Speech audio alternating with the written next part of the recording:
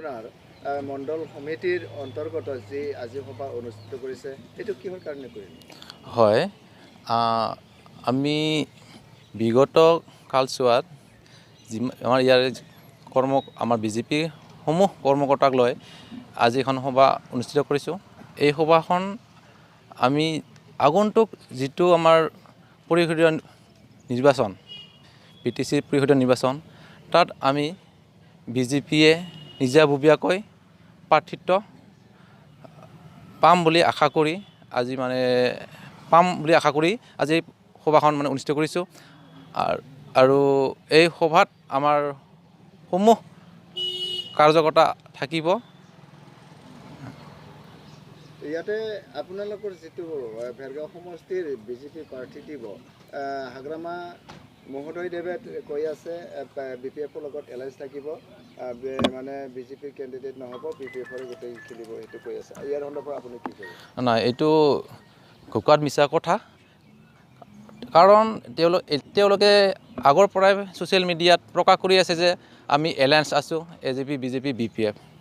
কিন্তু তেওঁলোকে জানো আমাৰ যিটো নেকি এলায়েন্সৰ ধৰ্ম পালন কৰিছে, অতদিনে তেওঁলোকে আমাৰ BJP কৰ্মীসকলক জানো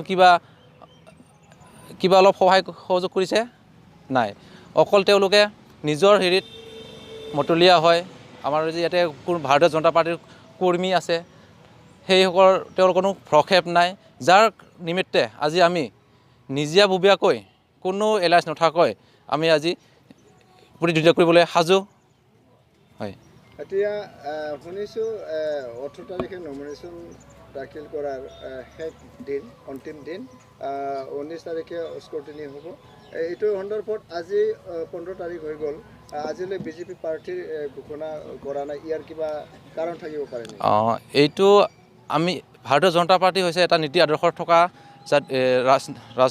ৰাষ্ট্ৰীয় দল, আৰু আমি আমাৰ যিটো নেকি আমাৰ ৰাষ্ট্ৰীয় কমিটি নিৰ্ধাৰণ কৰি দিয়ে, ৰাজ্যিক কমিটিয়ে নিৰ্ধাৰণ কৰি দিয়ে, সেইমতে আমি পালন কৰোঁ।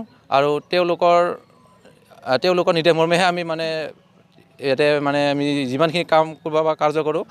এতিয়া আমি ক'ব লগা তেনে নাই, কিন্তু আমাৰ 40টা সমষ্টিত যে বিজেপিয়ে প্ৰাৰ্থিত্ব প্ৰদান কৰিব এইটো নিশ্চিত।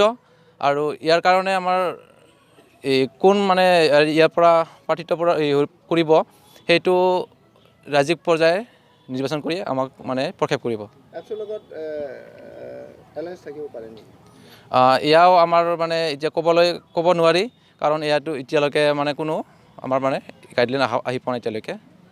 বৰ্তমান জানিব পাৰিমনে যে আপোনালোকৰ ভেৰগাঁও সমষ্টিত কেইজন কেণ্ডিডেট হিচাপে বৰ্তমান এপ্লাই কৰিছে? হয়, আমাৰ 32 নং ভেৰগাঁও সমষ্টিৰ পৰা 3জন প্ৰাৰ্থিত্ব আমি এপ্লাই কৰিছোঁ।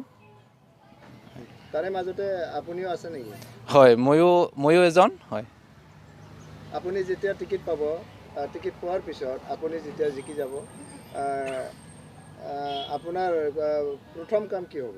হয়, ইয়াত এটা অতি গুৰুত্বপূৰ্ণ প্ৰশ্ন। অত বছৰে আমাৰ ইয়াতে BPF শাসন কৰিলে, তেওঁলোকৰ শাসনকালত আমাৰ কিমান উন্নতি হৈছে ৰাইজে বুজি পাইছে।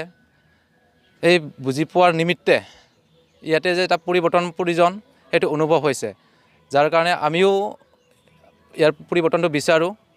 আৰু এখন সুস্থিৰ নিকা চৰকাৰখন হোৱাটো আমি কামনা কৰোঁ।